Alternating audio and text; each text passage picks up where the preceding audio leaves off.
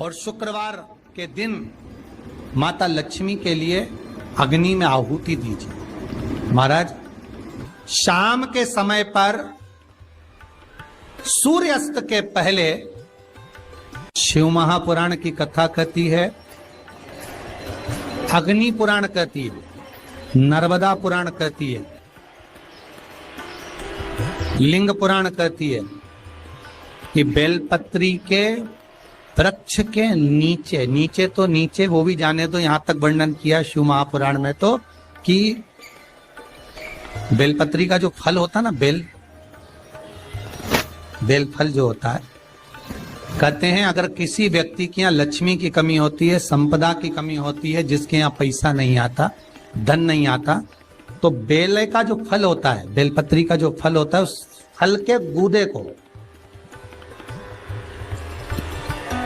बेलपत्री के फल का गुर्दा निकाल लो, सुखा लो, गाय के घी में उसको डुबो लो और शुक्रवार के दिन माता लक्ष्मी के लिए अग्नि में आहुति दीजिए। महाराज, शाम के समय पर सूर्यास्त के पहले ये जो आहुतियां हम बेले के गुर्दे के फल की गाय के घी में डुबोकर माता लक्ष्मी और भगवान विष्णु के नाम से देते हैं, महाराज 2 या 3 शुक्रवार करोगे, लक्ष्मी की कभी कमी नहीं आती, संपदा बढ़ती है। एक प्रयोग और कर देखना, कभी अगर मौका मिले आपको तो प्रयोग कर देखिए। लिंग पुराण के अंदर लिखा हुआ है, शिव पुराण में, लिंग पुराण में और स्कंद पुराण में कहा गया है कि अगर किसी ने बेले के फल का अगर थोड़ा सा भी गुर्दा पाया है, बेले के फल को खाया हो या बेल का रस पिया हो या बेल के फल का जूस पिया हो, अगर वो व्यक्ति का अनायास किसी कारणवश प्राण भी छूट गए हो, तो शिव महापुराण की कथा कहती है कि 27 दिन तक वो बेल के फल का रस उसके नस नस में रहता है, तो उस व्यक्ति को यम नहीं छूते, वो कैलाश पर निवास करता है। मर भी जाता है तो अधोगति में नहीं पड़ता, नरक नहीं भोगता, वो बैकुंठ पद का कामी हो, बैकुंठ का निवासी।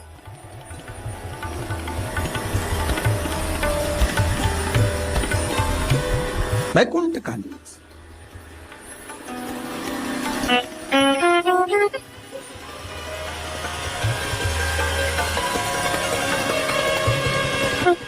ये जो शिव जी को चढ़ती बेलपत्री हुई, शमी पत्र हुआ, मदार का पुष्प, आंकड़े का जो पुष्प हुआ, ये सब साधारण नहीं है। साथ शंकर का एक एक गुण तत्व ग्रहण करने वाले, शंकर का अनुमोदन करने वाले, शिव को एक एक वस्तु जो चढ़ने वाली साधारण नहीं।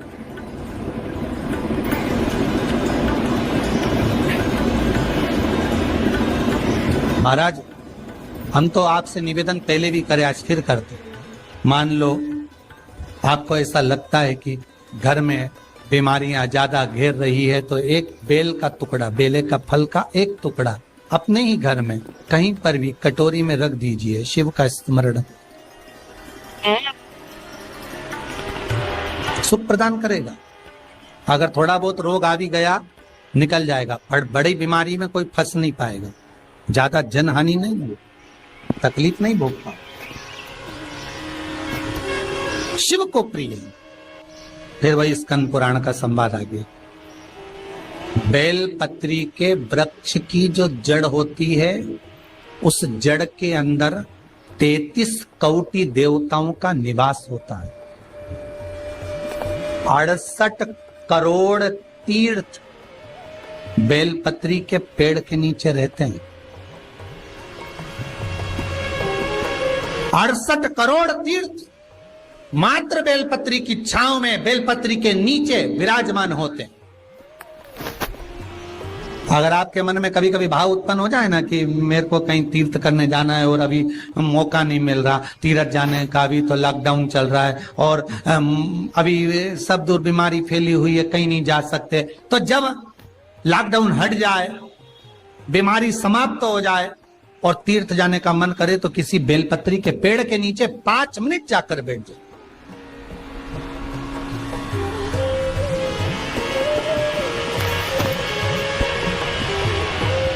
और जप लो, श्री शिवाय नमस्तुभ्यम।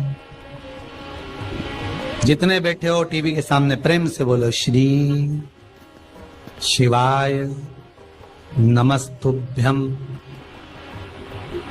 जितने टीवी के सामने बैठे, एक बार फिर से बोलो, श्री, साथ में बोलो, आगे आगे नहीं, श्री शिवाय नमस्तुभ्यम। जब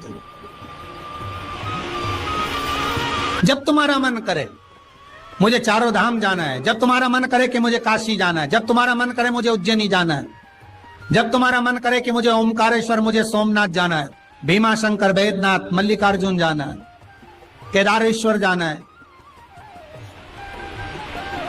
बस नागेश्वर जाना है, थोड़ी देर के लिए बेलपत्री के पेड़ के नीचे जाकर बैठो।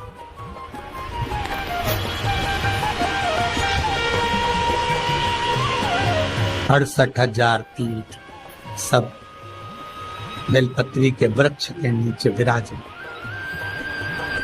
जहां पर देवराज के प्राण छूटे वहां बेलपत्री का पौधा है, बेलपत्री का वृक्ष है। हिंदू धर्म में आज भी रीति है, मरने वाले व्यक्ति, अब तो ये कोरोना महामारी में ना गाड़ी में भरे ने लेकर चले गए और जला दिया, पर पहले जो नियम था शास्त्रार्थ के अनुसार, जब कोई व्यक्ति मरता था उसको कंधे पर लेकर जाते थे, तो ले जाने के बाद में बीच राह में एक स्थान ऐसा आता था जहां पर अर्थी को उतारते थे।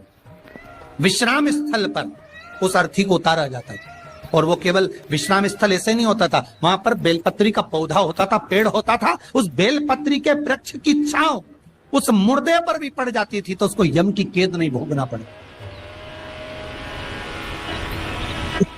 उसको यम की कैद, यम की त्राण नहीं भोगना पड़े।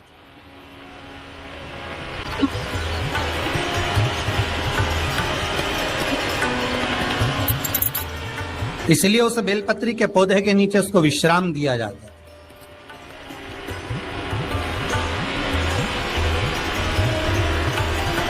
बेलपत्री के पौधे के नीचे उसको विश्रामता दी जाती। शिव कह रहे हैं, देवराज तेरे प्राण छूटे, मना नहीं है तेरे प्राण छूटे, पर तेरे प्राण जहां छूटे वो बेलपत्री का वृक्ष था।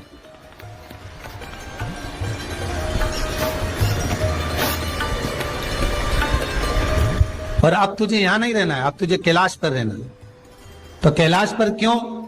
शंकर भगवान बोलते हैं ये मृत्यु लोक जो है ना, पृथ्वी, ये भूमि जो है ना, ये मेरी निवास स्थली है, ये मेरा घर है। इसलिए शंकर भगवान ने, भगवान विष्णु ने जब कहा था, भगवान विष्णु जब शंकर भगवान से बोले कि मैं आपसे मिलने आना चाहता हूं, तब शंकर भगवान बोले आ जाओ। तो भगवान विष्णु पृथ्वी से एक हाथ ऊपर पांव रखकर चल रहे थे। तो शंकर जी ने पूछा तुम पांव जमीन पर क्यों नहीं रखते, पृथ्वी पर रखो। शिव जी मैं पांव पृथ्वी पर नहीं रख, क्यों? नहीं नहीं नहीं नहीं, मैं पांव पृथ्वी पर नहीं रख सकता। आखिर क्यों? शंकर भगवान से भगवान विष्णु कहते हैं पूरी पृथ्वी पर छोटे छोटे कंकर नजर आते हैं, हर कंकर में मुझे शंकर नजर आते। जब कंकर में शंकर दिखेगा तो मैं पृथ्वी पर पांव कैसे रख सकता हूं?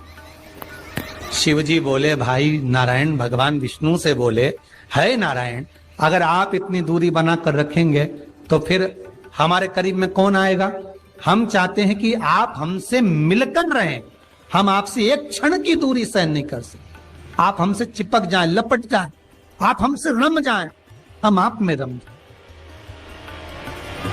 कुछ ऐसा कर दो, शंकर जी कह रहे हैं नारायण कुछ ऐसा कर दो कि शंकर नारायण से दूर नहीं रहे, नारायण शंकर से दूर नहीं रहे, ऐसा कुछ कर दिया जाए।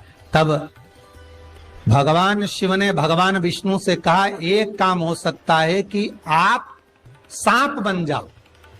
भगवान विष्णु ने पूछा मैं सांप बन जाऊं क्यों? शंकर भगवान कहते हैं सांप बन जाओगे तो मैं गले में आपको डाल कर रखूंगा, आप मुझसे चिपके रहोगे, मैं आपसे चिपका रहूंगा, आप मुझसे लगे रहेंगे, मैं आपसे लगा रहूंगा, दूरी नहीं रहेगी एक क्षण की भी। और भगवान विष्णु सर्प बन गए, भगवान विष्णु सांप बन गए।